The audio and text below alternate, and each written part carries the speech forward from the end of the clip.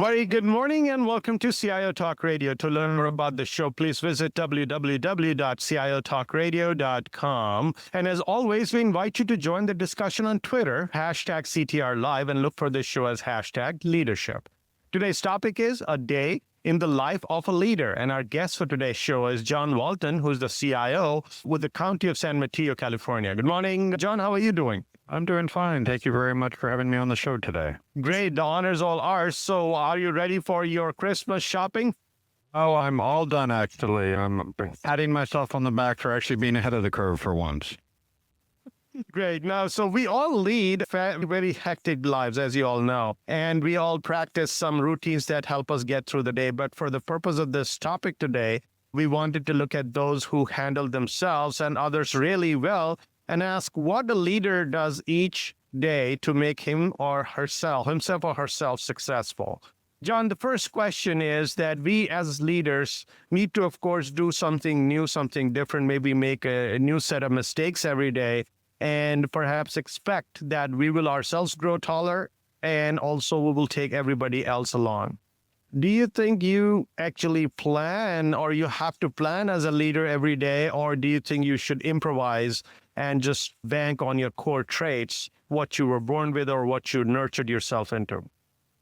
For me, at least, and I think it's different for everyone, it's a little bit of both, to be honest with you. I've experimented a lot and been inspired a lot by other people and what I consider key leadership traits. And for me, to be successful day to day, what I find in my day is I try to have a part of my day to be very structured. There are certain things I need to make sure are moving forward or being accomplished organizationally, and I try to set aside a portion of my day to focus on those things in a very structured format.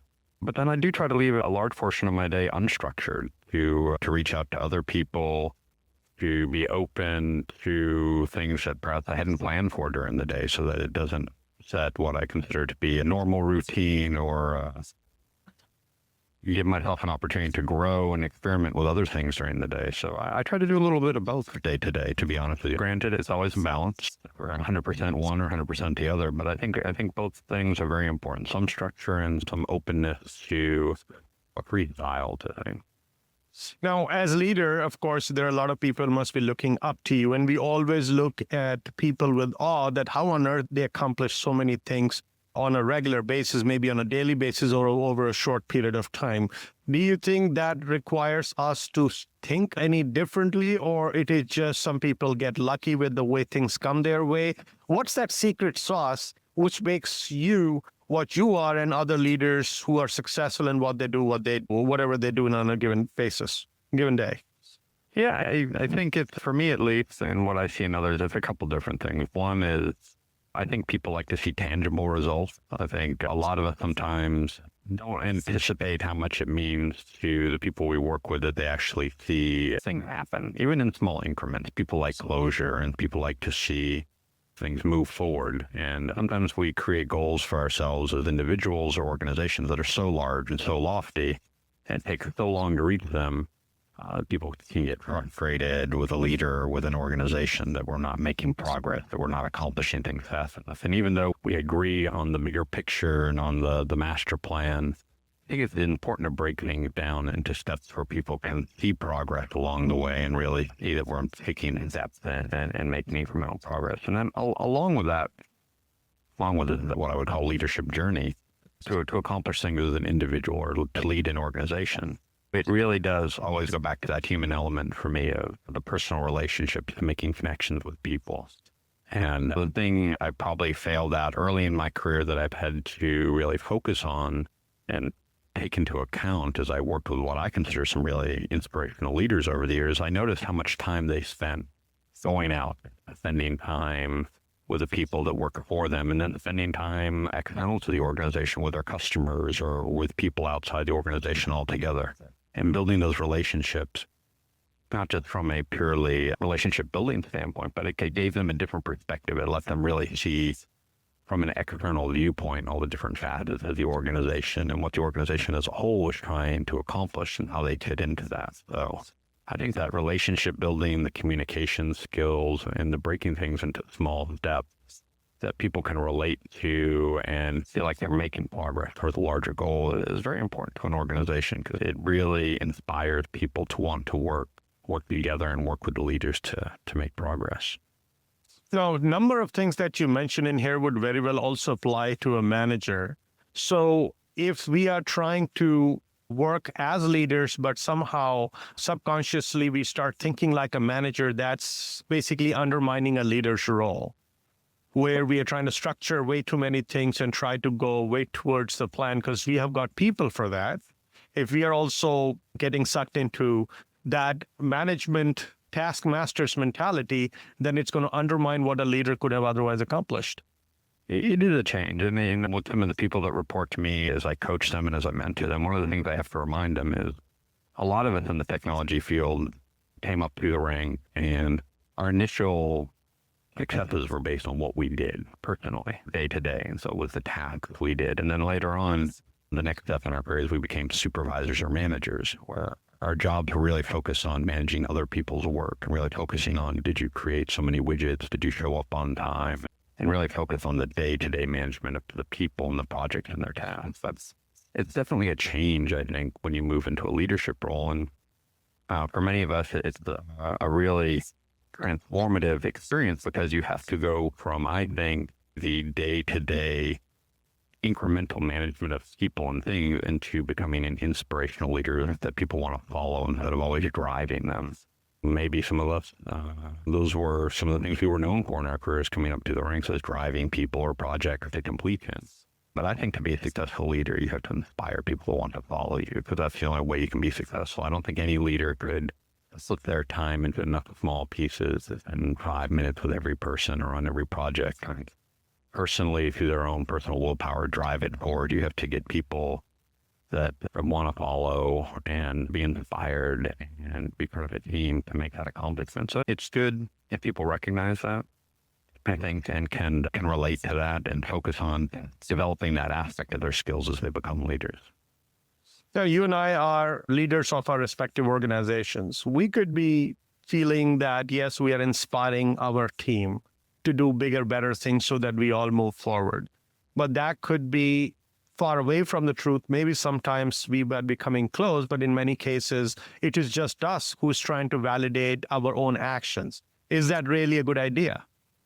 I think you have to be honest with yourself. I was having dinner with a fellow department head the other night, and we were talking about that. And sometimes we said it feels like that show Undercover Boss, where you're trying to really find out if you're kidding yourself about how good of a leader you are, if you're inspiring the organization, or if you're inspiring your department, versus if you're just telling yourself that.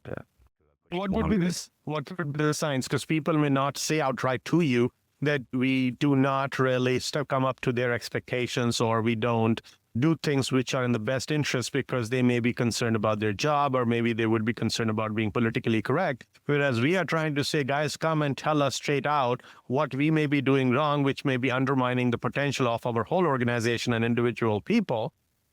Well, how would we go about finding that out? Undercover Boss is great as a show. I've watched it a number of times, but that's quite interesting for somebody to work with large organizations. But there are many other organizations where you cannot hide as the leader and cannot use those tactics to find out whether you're truly inspiring someone or not. I think you're right. There's a couple things that I look for as sign that you're being a true leader, that I'm being a true leader in an organization. One is people's willingness to be honest with me at every level of the organization. To your point, in a truly open, collaborative organization, the type of organizations I like to work in, people aren't afraid at any level of the organization to say, I don't understand, or I'm confused, or this really frustrates me, or I don't see why we're doing this. And we have a number of forums we've created in the department. We use online tools to try to create these communities where people can talk about things. So we have face-to-face meetings in group settings at very different levels of the organization, where we try to mix up group and different levels of leadership and try to really encourage people to say, look, that in this forum, that you don't need to be afraid of the performance issue. This isn't a project management meeting. This is for us to really talk honestly with each other, with our badges of rank off, about what's working well and what's not working well. And then I think from a leadership standpoint, you have to not be defensive about that. When people then give you feedback, when you finally get to the point where people are willing to really give you honest feedback about, hey, this is working, this isn't working, or we think you're crazy, or this doesn't make sense to us, what you're saying as a leader, or where you're trying to take us. I think you have to take that in and think about that and really ask yourself why you're not doing a good job communicating, or perhaps you have missed the mark. Part of, I think, a strong leader is willing to admit that maybe half of our ideas seem like good ideas until we really test them in the real world. And then we need to refine them or change them or admit we were wrong in those ideas. And so creating that honest dialogue between staff, it takes a long time in an organization to get people to feel open about that. Let's take a quick break, listeners. We'll be right back. And let's look at the aspect where we have to find time for growth for ourselves. Well, I know I wrote a tweet sometime back, a leader should be spending 80% of the time developing others, and then 20% of the time, or maybe 20% of the time developing others and 80% of the time removing the roadblocks for others. And so basically a leader is all about someone else. At the same time, it looks if somebody doesn't invest in their own growth, then they're only giving the best they could at any given time. So they have to continually evolve and grow. So what does a leader do to grow themselves? So we will have to explore that when we come back. Please stay tuned.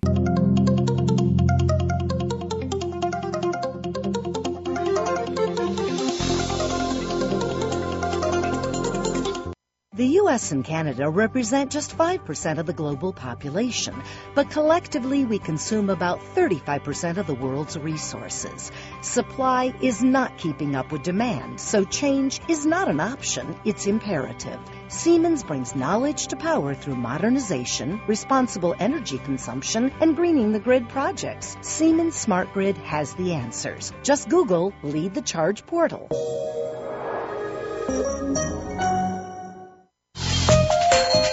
HP is proud to sponsor this program.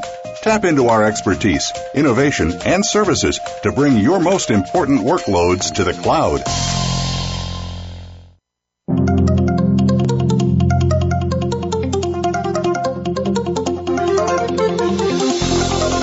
You are listening to CIO Talk Radio with Sanjog Aul. To learn more about the show, please visit www.ciotalkradio.com. If you have a question or comment, call toll-free at 1-866-472-5790. That number again is 1-866-472-5790. Now, back to the show. Here's Sanjog Aul. Welcome back. So as I just put the foundation there, where leader, of course, is existing to help others, but there has to be some portion where we find time for ourselves, resources for ourselves for growth, so that we bring the new, the renewed ourselves, the grown ourselves to the rest of the organization and team and people around us. So what is it that we do? Should we get some thinking time on our recliner? Should we go out and talk to other people who we feel who are better than us? What is it that should be done, and what do you do? For me, time to just think. I tend to be a reflective person, and sometimes I get so wrapped up in the tasks. Like many people, I have a long to-do list, lots of meetings. I've gone from having 1-hour meetings to 30-minute meetings to try to pack in more meetings in my day. And so I have to remind myself to actually set aside time to try to put things in context, to try to really think through and step back.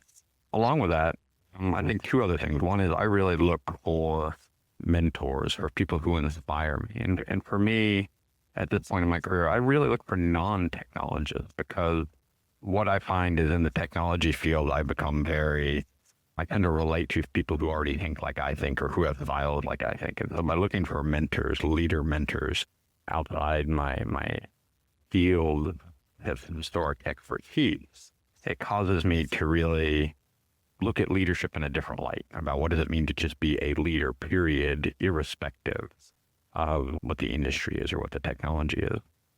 And then the last thing I just have to go back to and say that I really find inspirational to me as a leader is getting to know the public.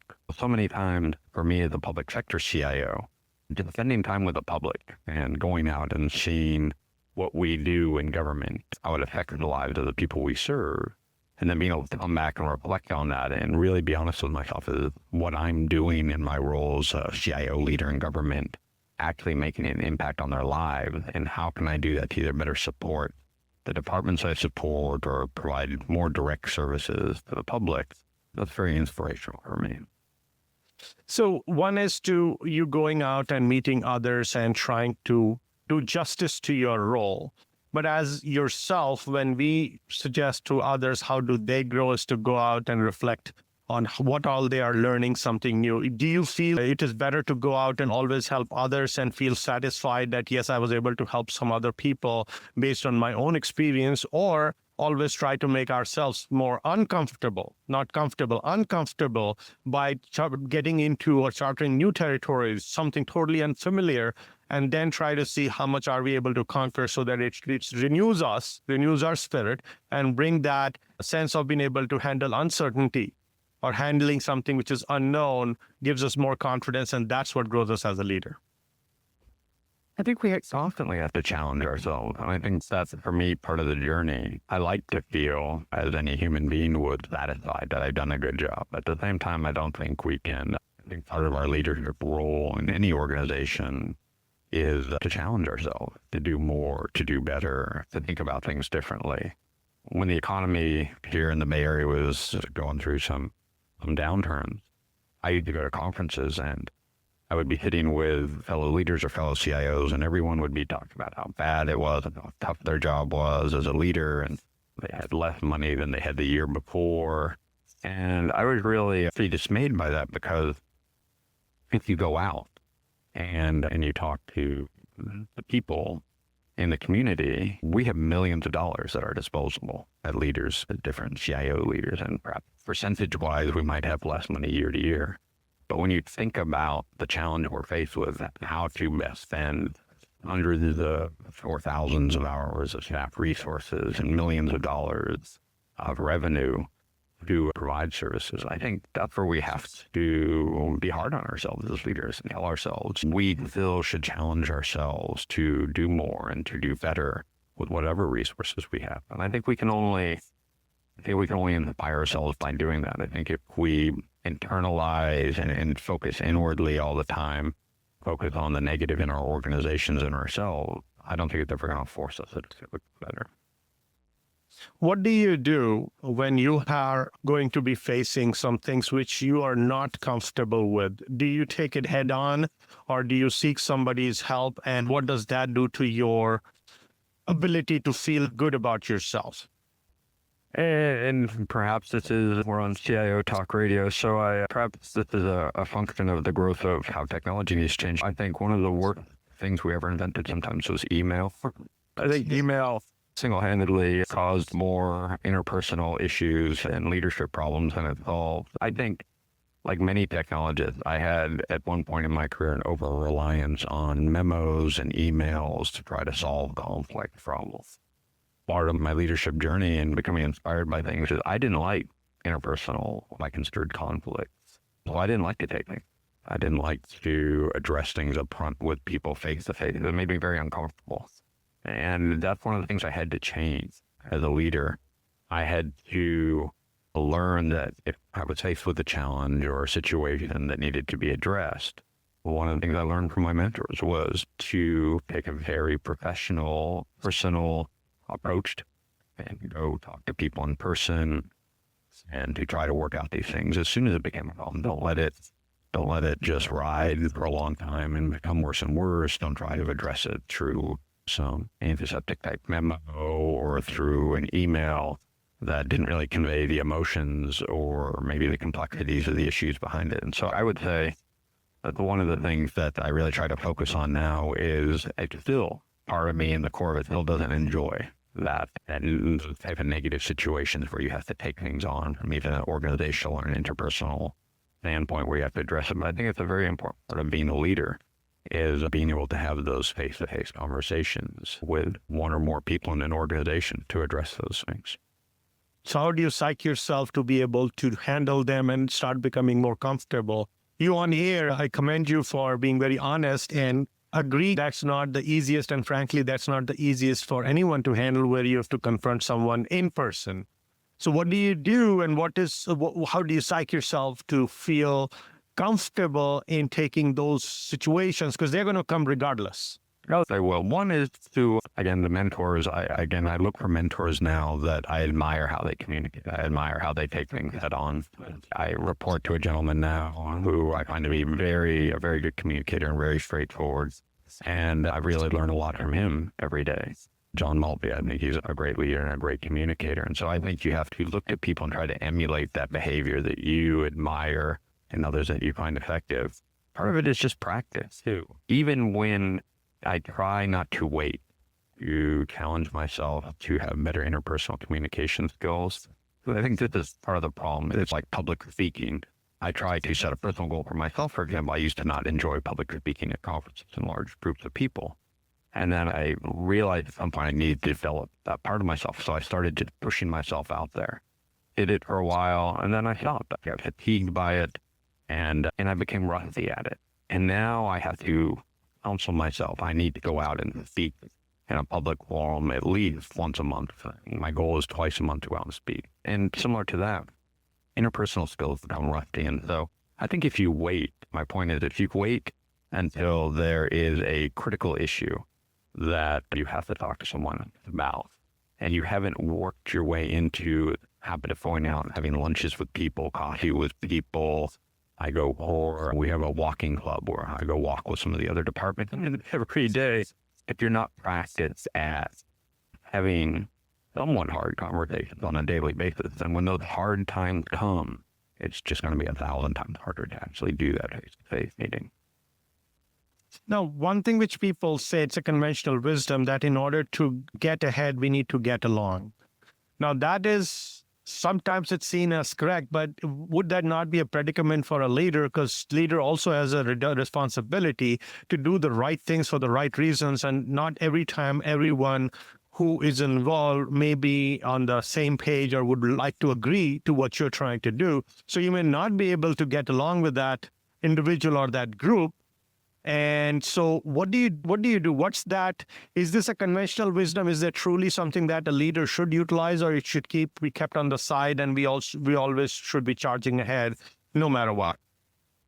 I think there's a big difference between getting along and everyone agreeing. I think one of the challenges of the leader is to create an organization, internal to your organization or even external with your partner organizations, about a shared vision and what we're trying to go, and that feeling, an interpersonal sense that we have hard business decisions to make. Sometimes we're going to feel good about them. Sometimes we're going to be upset or frustrated by them. But we do all need to get along in the sense that we can't allow negative feelings or interpersonal conflicts that so color the day-to-day feeling of coming to work that we don't want to come to work, or we don't want to talk to each other or meet with each other, because that's just going to create a hostile, unfriendly work that we don't want to work in over time. However, along with that, there's going to be times where we agree. There's a lot of hard decisions to make. When I came here to San Mateo County, we were $1.4 million in the red for our department, and we had to make a lot of hard decisions, have a lot of hard discussions about how we were going to save money and where we were going to reduce costs. At the same time, we had a lot of old systems. So when we were cutting in some areas, we were having to invest in some new systems. And so I can honestly say not everyone agreed with the plan we came up with, but by creating an organization that we tried to be very transparent and very open and take input, but then be very clear about, we're out of time, we need to make a decision by this date, and we've collected all your input, we've created this open forum, now we're going to make these decisions, and allow people to go through. Some people celebrated the decision-making process and were happy, and then work with the people that were upset and unhappy, and work that grieving process with them about they felt that the decision was made was negative or bad, but really try to keep that atmosphere of open communication after a decision-making fact, keep people engaged. I think it makes a better organization. So I would agree. I think it's important for everyone to get along, but I think you also have to be honest that getting along means sometimes you're not going to get along, and you have to work through that because it's a hard decision you make, and not everyone's going to agree. The second listeners will be right back, and then look at the obstacles which could stall a leader's growth. And of course, everyone wants to do a great job, but then, as John mentioned, there could be a fatigue factor. But could that lead you to become complacent? One is to look at the obstacles which you try to remove which could be stifling your growth. But at the same time, you'll say, okay, I'll take a stop. I need some rest. So what should they do to not become complacent, at the same time, not let any obstacles stop them from becoming the best leader they can be? Please stay tuned. We'll be right back.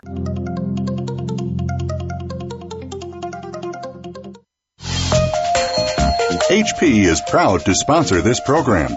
Tap into our expertise, innovation, and services to bring your most important workloads to the cloud. The U.S. and Canada represent just 5% of the global population, but collectively we consume about 35% of the world's resources.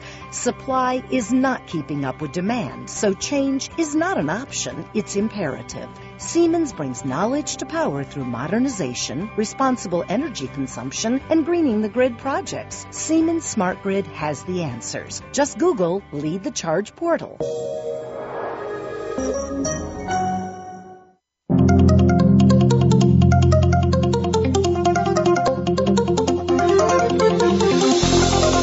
You are listening to CIO Talk Radio with Sanjog Aul. To learn more about the show, please visit www.ciotalkradio.com. If you have a question or comment, call toll-free at 1-866-472-5790. That number again is 1-866-472-5790. Now, back to the show.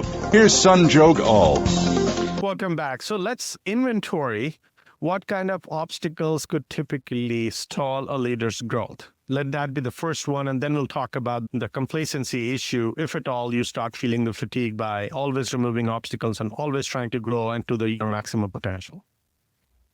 For me, the two things I personally look for that I try to avoid stalling my growth. One is self-limiting myself. So one of the things I do, to one of your early points, is I try to look for things when I work for an organization, and in this case, in Mateo County, where I can be a leader not just in my area, but I challenge myself to try to take leadership roles in the bigger organization. And I think that's important for a CIO. I think we self-define our roles, and by not seeking out opportunities to be an overall leader in the organization, to do things that are non-technology leadership roles, we can limit ourselves sometimes. And again, I like to focus myself into uncomfortable new things. So this year, for example, one of the things that I took on was a small thing, probably in some people's mind, but a big thing for me was being the leader for the charitable contributions campaign for the entire county.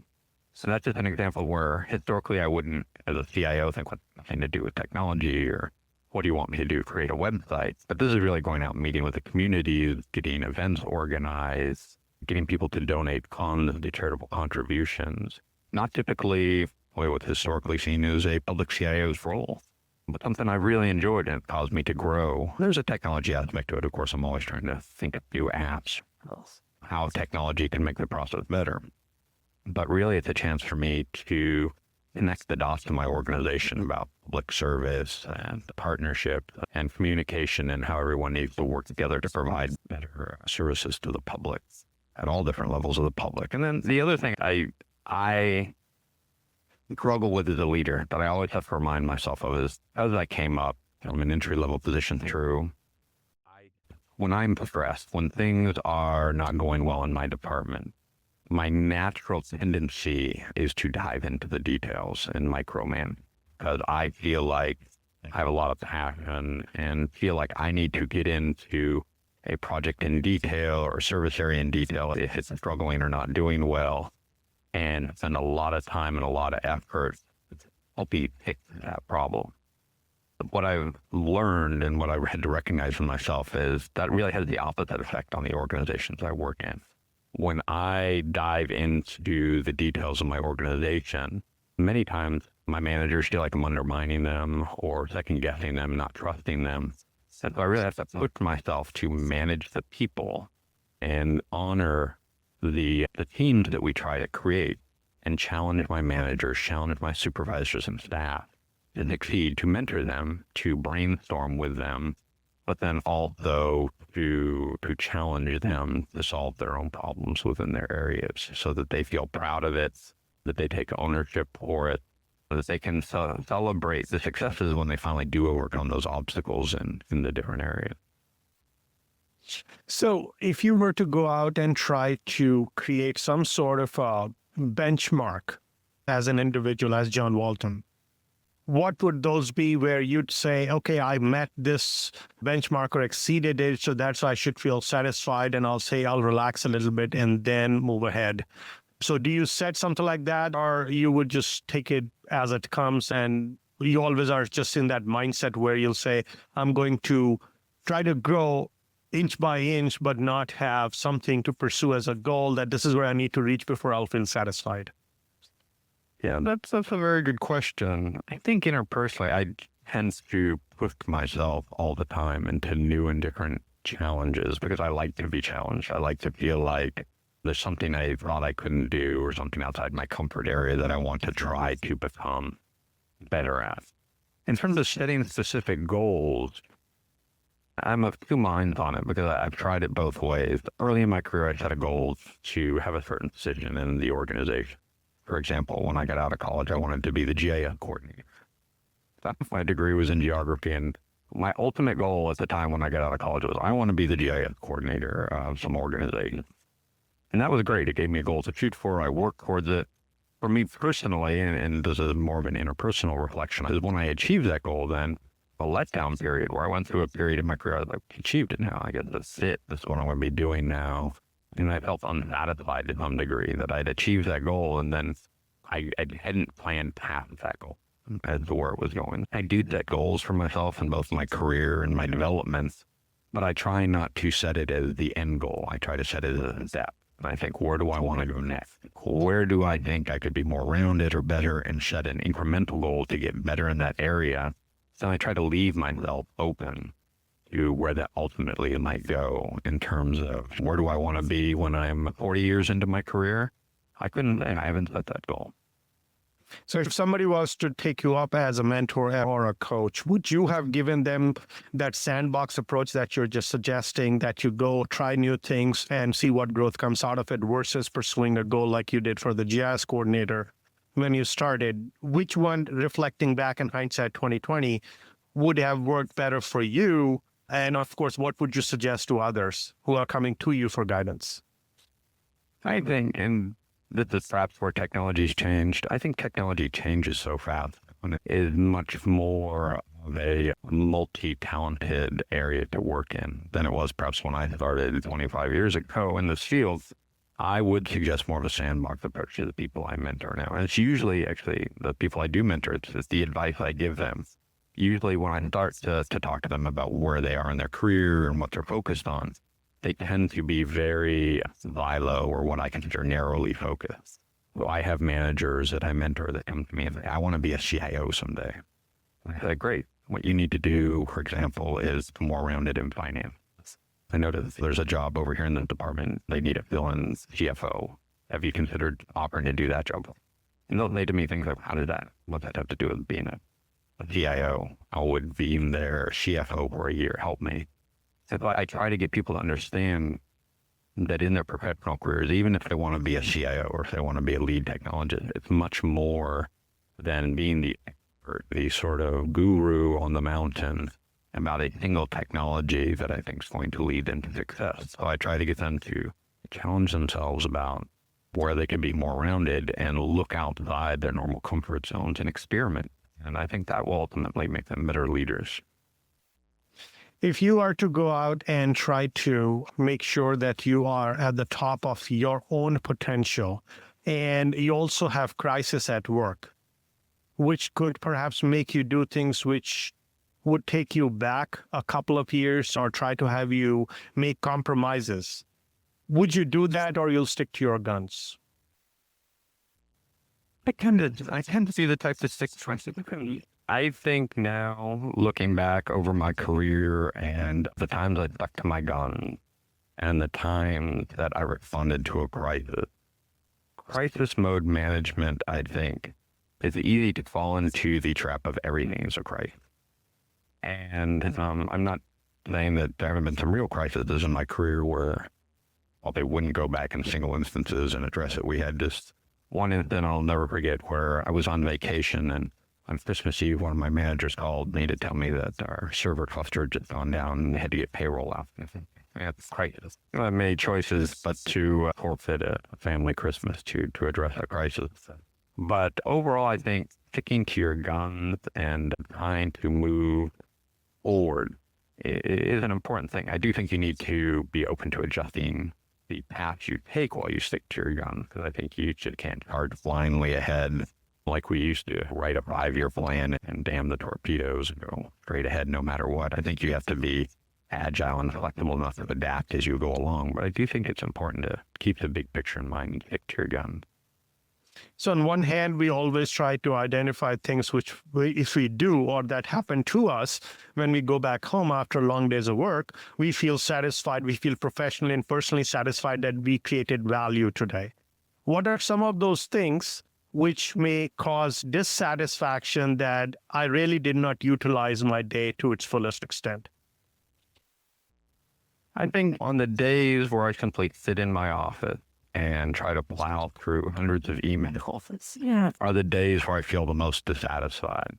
Those are examples of where the administrative or the busy work aspect of my job, even though it's a requirement in the sense that you have to do it, you have to grind through sometimes that day-to-day stuff, leaves me feeling very unsatisfied. The days I enjoy the most, we had a day just yesterday, we were doing the 6-month budget check on our budget. And 4 of us sat in an office and got out all the spreadsheets and we're looking at revenue and cost centers. Traditionally, we could all sat in our offices individually and look at those spreadsheets and come up with our own ideas. What I enjoyed about the day yesterday was the conversations that between us when we were struggling through and being honest with ourselves about, hey, we're making a profit here, we're breaking even there, we're losing our shirts over here. We made some bad decisions and we all owned it. There was no finger pointing. We're very honest with ourselves as leaders about, we took our best estimate of what we thought it was going to take to do this and we estimated wrong. And so now we're going to have to fix it. And yesterday was a very satisfying day to me because of that. Those are the types of days I enjoy. Let's take a quick break, listeners. We'll be right back. And let's look at how a leader recognizes that he or she needs a break, because we have to become conscious of our subconscious. And if you spend your whole day just plowing through emails, that could also be interpreted as a sign that I'm just plain tired of fighting those battles every day. And I subconsciously decided to sit in my office and just chill. And if you're doing it, you are being unproductive and also dissatisfied. So is it not better to really take a step back and say, really, do I need to really work this hard? I'm already doing the right things, but I also deserve a break. So I take that, come back rejuvenated and not having to go through another day where I'm just plain sitting, plowing emails and feel dissatisfied at the end of the day. Please stay tuned. We'll be right back and explore how do we recognize when it's time to take a break. Please stay tuned.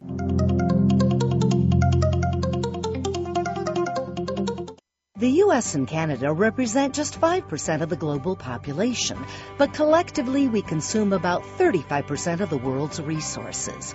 Supply is not keeping up with demand, so change is not an option, it's imperative. Siemens brings knowledge to power through modernization, responsible energy consumption, and greening the grid projects. Siemens Smart Grid has the answers. Just Google Lead the Charge portal.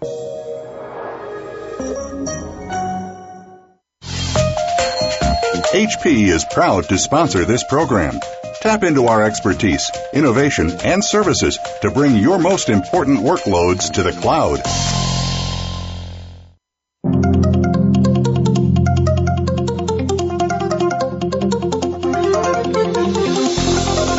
You are listening to CIO Talk Radio with Sanjog Aul. To learn more about the show, please visit www.ciotalkradio.com. If you have a question or comment, call toll-free at 1-866-472-5790. That number again is 1-866-472-5790. Now, back to the show. Here's Sanjog Aul.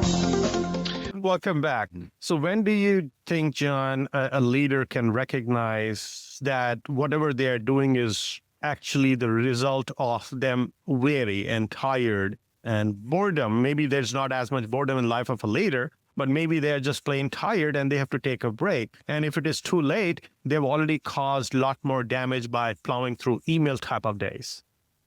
Yeah, I think there's the little break and the big break is what I would give people. Something for me, what I have to be cognizant of is the example I gave, when I'm sitting in my office with my door closed, simply plowing through 6-month-old emails that for some reason I kept and never got around to reading. But now, suddenly 6 months later, I'm just making busy work for myself. Those are signs that I'm just mentally fatigued perhaps there's too much going on. I need to step back and gain some perspective on what's important and what I need to focus on. Then I think I would say to anyone listening to your show today, I think you also, as a leader, have to realize when you're just over organizationally fatigued.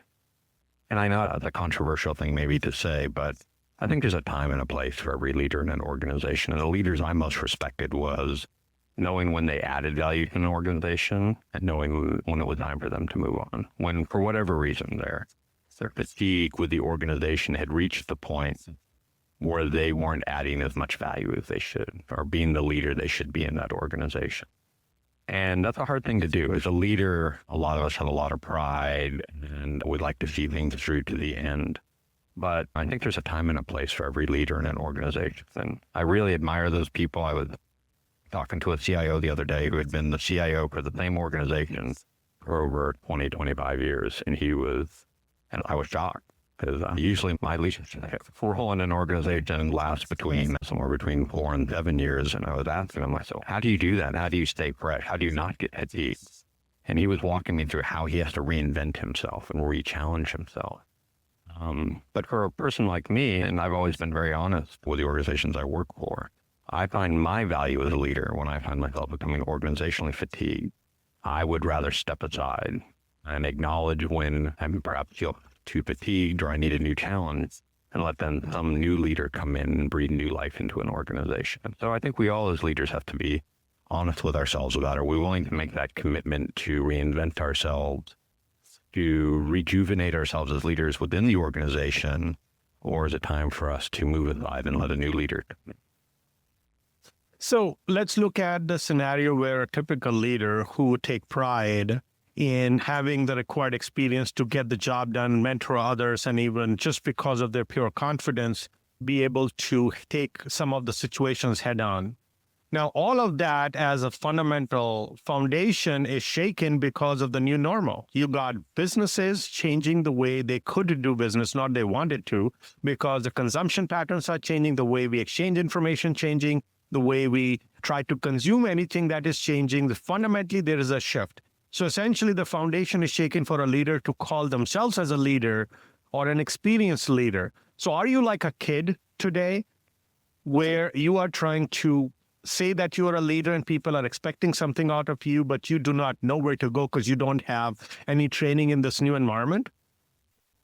Yeah, I think for me at least, one of the big changes in being a CIO, technology leader, so to speak, was early in my career when I became a deputy CIO and I was moving towards what I wanted to be as a leader. I think I had the perception that my job was to be the smartest and to have all the answers. And I was afraid to say I didn't know. I was afraid to really, as a leader, be open to collaboration in the sense that I thought my role was to tell people a lot of things, to tell them how it was, tell them the technology we were going to use, tell them exactly, to your point, how the business was going to be successful. And I think that's one of the transformations for me as a leader was realizing that my role was changing and was going to have to change in the new normal to be an enabler of other people's success and to allow them and to admit that perhaps they knew more or better about how to use technology to be successful in their business, and realize that there was going to be more and more times that my role was to listen as actively as possible and then think about how my organization or myself as a technology leader could make them more successful in their idea with the things that they control, and to not always strive to give direction or to control everything that looks like technology or try to dictate how things were going to be done from a technological standpoint, but really to create the opportunity for people. Okay, top 3 words that come to your mind, only 3 words, which will allow a leader to maximize their potential every day. Communicate, inspire, and honesty. On behalf of the show and our listeners, I'd really like to thank you, John, for sharing your thoughts on what could be a great day in the life of a leader. Thank you very much. It was great to be on the show. Thank you so much again. Please like us, listeners, on Facebook, search for CIO Talk Radio, and be sure to follow us on Twitter. Thank you again for listening to CIO Talk Radio. This is Sanjog Aul, your talk show host. Till next week, take care and God bless.